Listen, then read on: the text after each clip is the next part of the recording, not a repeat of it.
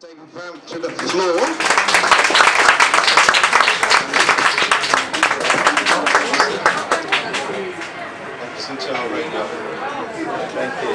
Okay, thanks. Okay, I will. Well, I haven't got a script, because quite honestly, I don't need one. Because most of the Highgate Vampire,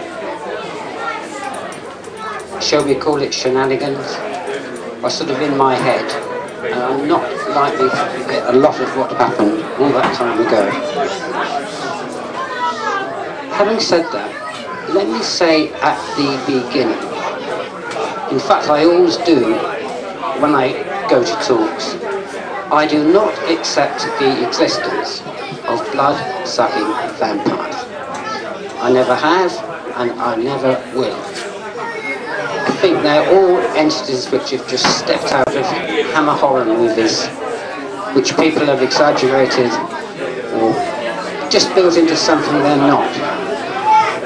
I always like to make that point clear, but having said that, that does not mean for 1 minute there is not some supernatural entity that has somehow remained earthbound at Highgate Cemetery.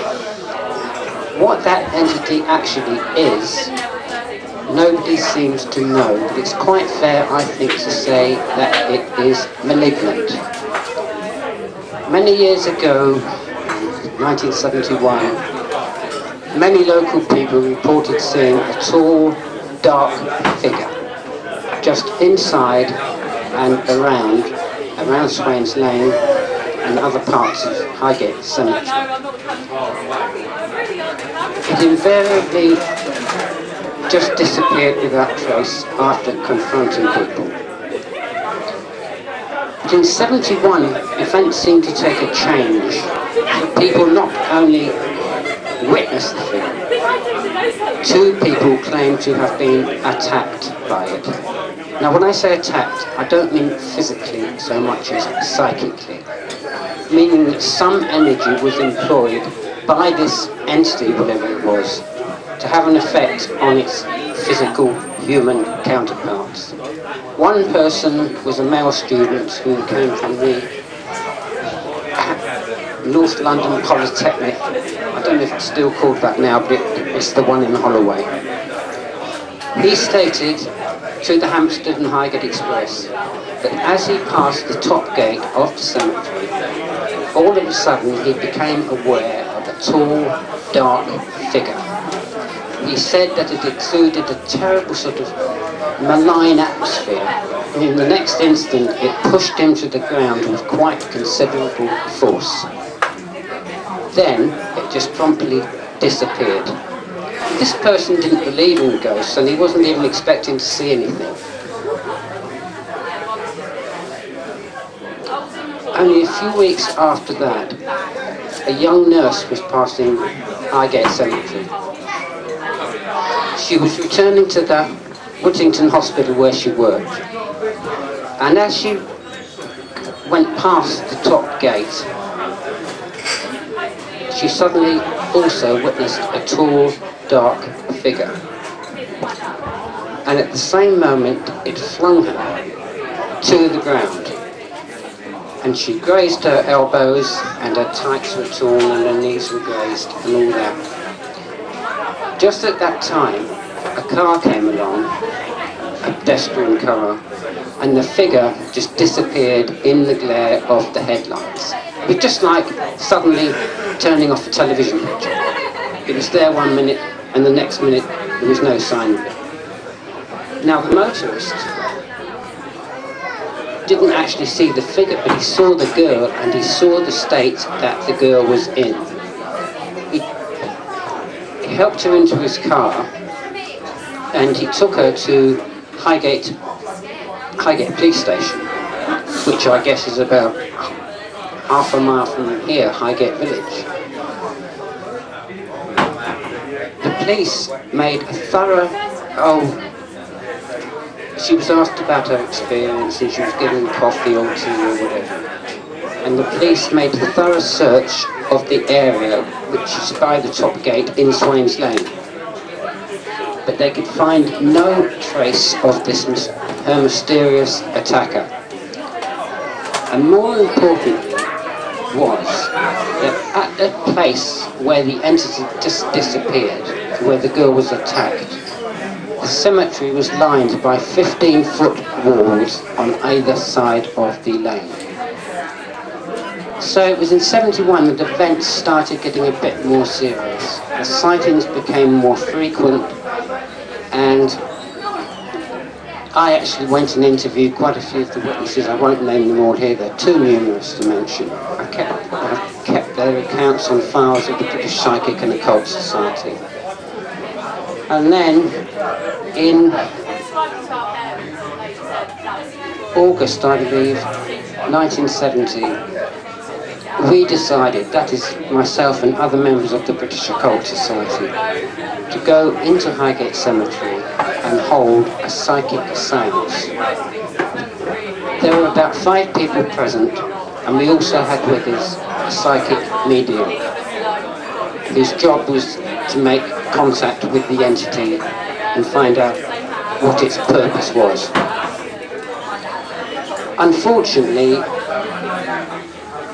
as we were preparing a circle near the back gate of the cemetery, we heard the sound of voices and 4 flashlights, and it was the police. They were keeping an eye on Highgate Cemetery because of all the vandalism in there. They must have heard our voices in the distance, and they made straight for us. Luckily, I knew somebody who lived in South Grove, which backs on to Highgate Cemetery. At least its garden does. The house is in South Grove. The garden is its back wall is really the fence to Highgate Cemetery.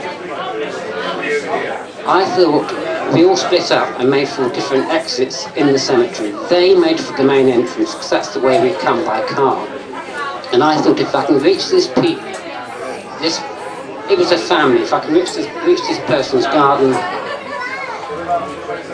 and if I am caught by them, they know me anyway, so I can just explain. We didn't want to explain what we were doing to the police. I was carrying actually a small camera, a very small tape recorder, I think some candles and some incense.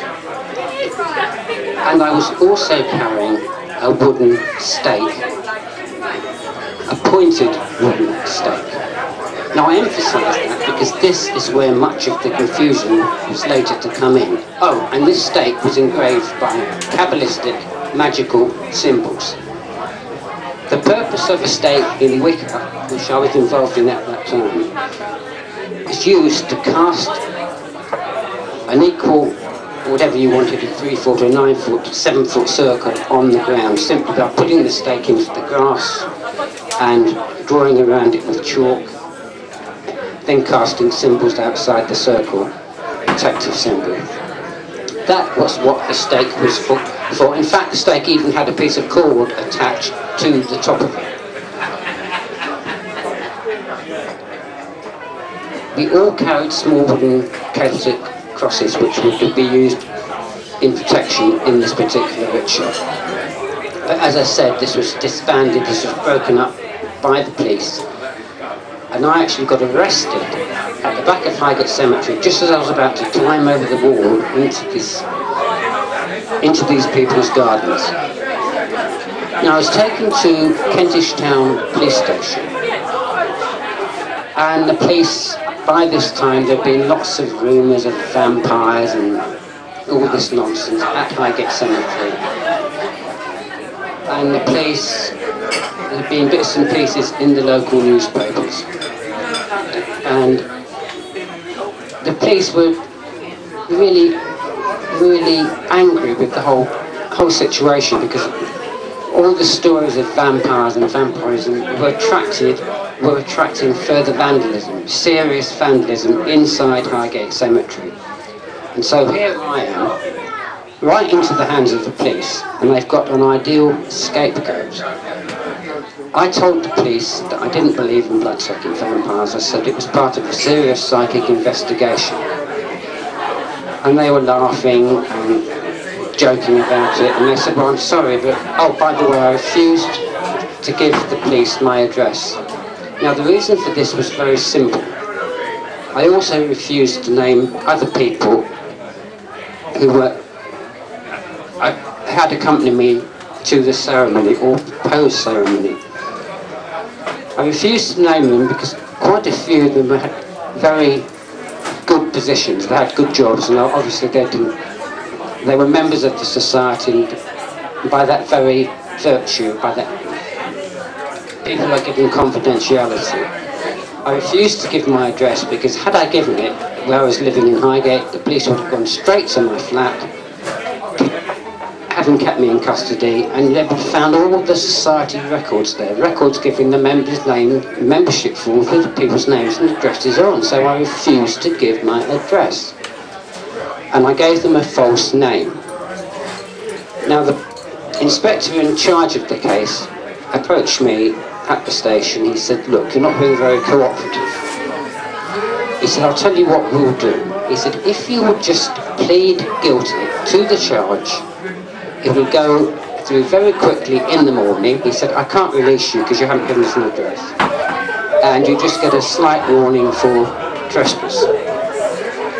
So I took this police officer at his word, mainly to save all embarrassing publicity to both myself and other people. And what happened next was quite incredible. As I said, vandalism at Highgate Cemetery by this time had increased. Serious vandalism. Coffins were being broken open, the old Victorian coffins. People were actually driving wooden stakes through corpses in there because they'd heard all these stories about vampires. So the police officer stood up in court and he attributed a statement to myself. Very important for me to stress that it was not signed. It was written in his writing, and the statement ran along the lines to the effect that I had told him I was hunting the king vampire of the undead. When I found this being, my intention was to drive my wooden stake through its heart, and get this, and then run away.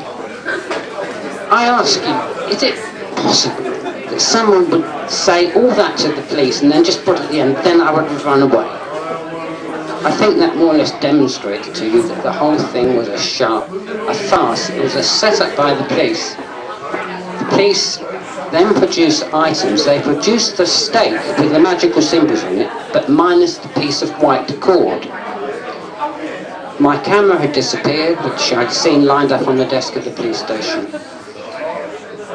I never saw the tape recorder again, and they didn't produce the candles and they didn't produce the incense. This police officer then stood up in court and he said there had been unlimited damage in Highgate Cemetery in recent times because of stories of a vampire there. Incidentally, this was probably helped or egged on by Hammer Films, who actually used Highgate Cemetery. I think Taste the Blood of Dracula was one of them, and there were several more, as a location. So with all this background, the police officer stood up in court and he said, as I just said, there had been unlimited damages, coffins had been broken open, lead had been taken, corpses had been staked, and they believe they caught the accused in the graveyard with a wooden stake and a small wooden cross, and they believed his intention was to open coffins until he found the king vampire. Now, the point here is the most important point. As I had pleaded guilty at first, because I took this police officer at his word, saying that if I pleaded guilty, I'd just get a technical warning for trespass, and I'd be released. But as I pleaded guilty, all this was being believed, and even more, because the press were present, the national press and the local press and God knows who else, it came under what is called absolute privilege. That is, it's rather like parliamentary are privileged. You can report speeches in the House of Commons or the House of Lords, and you can report what is being said in court, providing it's being stated in court. And the newspaper is then protected against libel. And so, of course, they printed it. And I became branded as a vampire hunter.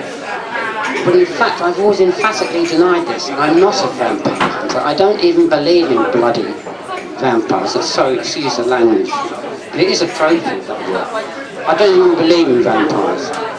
I do believe in psychic phenomena. I believe there's many, many different types of psychic phenomena, some of which can remain earthbound.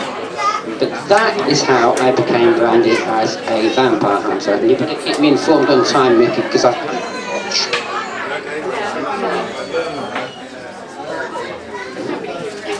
Well, that's really how I became branded as a vampire hunter. There's a lot more to it. And some people who know the stories about Highgate will probably think me is leaving a lot out. It's not because I can't. It's because this case went on for years and years and years. So many witnesses were interviewed, so many investigations were conducted, so many pictures were taken, so many statements were taken. It would just take too long. But I just say here and now, just to clarify, I mean, I will be hanging around much later. If anybody wants to ask me any questions, please do. I won't avoid answering anything. But just for the moment, I think I'll leave them, Mickey, by saying, please don't call me a vampire hunter. Just a psychic investigator. A humble psychic investigator.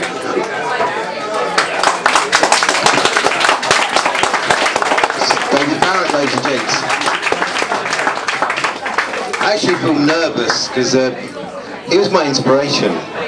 This gentleman here is my inspiration. Every bit of research we did, he'd been there first. It was like,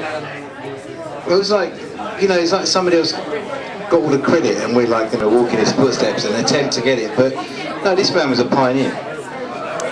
Guys, we're going to have a quick break from, what we're going to do shortly, we're going to set up the experiments for our Paranormal Investigation Live. But we're going to have a quick break and then we'll come back with Jason Hollis, who is author, paranormal investigator, dad, and a real good mate to have. There he is. He's going to bring his guitar as well. Are you, Jason? No, you're not. He's a musician as well. The only thing he doesn't do is appear on X Factor on a Saturday night. But there's always next year. Alright? So have a break, ladies and gentlemen. We'll have about 15 minutes, 20 minutes, and then we'll get some experiments set up. In the meantime, I'd like you guys to come over here and have a look at some of this stuff. It's just amazing. Because if you don't, I'm going to buy the lot. Okay? That's a deal. So come over. What we've got there? We've got dream catchers. We've got dowsing rods. Can you show people how to work those? We've got some really nice works of art back here. All this is handmade. Okay, guys, so come along, have a look, and have a chat to Gillian. She's got a wealth of experience, all right? So give us about 15 minutes, and we'll get the experiment set up, and we'll do the live paranormal investigation at the Gatehouse for Halloween. Thank you very much, David Farrant.